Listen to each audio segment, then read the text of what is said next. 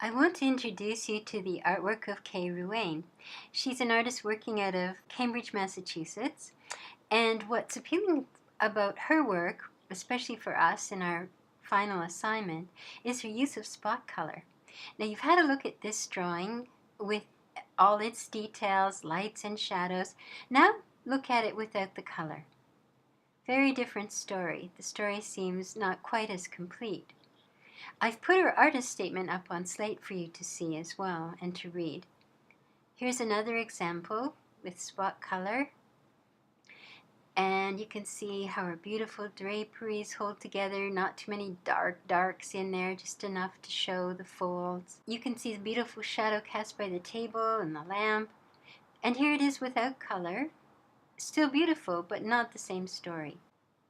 This example has even less color, but even so, her shadows are powerful. They're making a statement. Even though they're transparent, we can see through them. They're powerful. They're leading our eye through the drawing if you watch. And the reflections are vertical lines. Very important that your reflections be vertical lines. In this example, it's quite whimsical, but there's color in her martini glass and color in the flamingos. And again, the shapes of the shadows are quite alluring. And this one, there's quite a bit of color. But notice that we never see her face. In our interiors, we're trying to keep our attention on the room itself.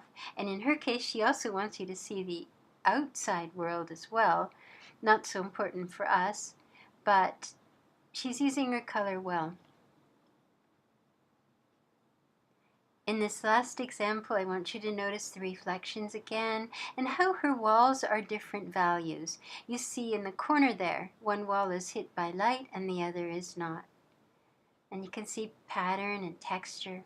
I also want you to notice the difference between the values on the sofa, how the top plane is light and the side planes are in shadow, and the contrast there, how she's made that work.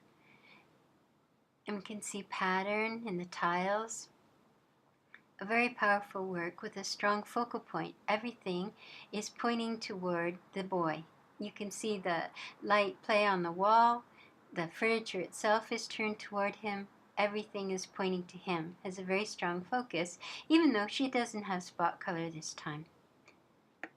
I hope this artist's work will inspire you this week as you put your detailed line drawing together and figure out exactly where you'd like to put your spot color in the kitchen. Although her work is deeply personal for her and ours is not, it's a commercial piece, we can still, I think, learn a lot from her and how effective just a little touch of color is, rather than coloring everything all in and nothing standing out.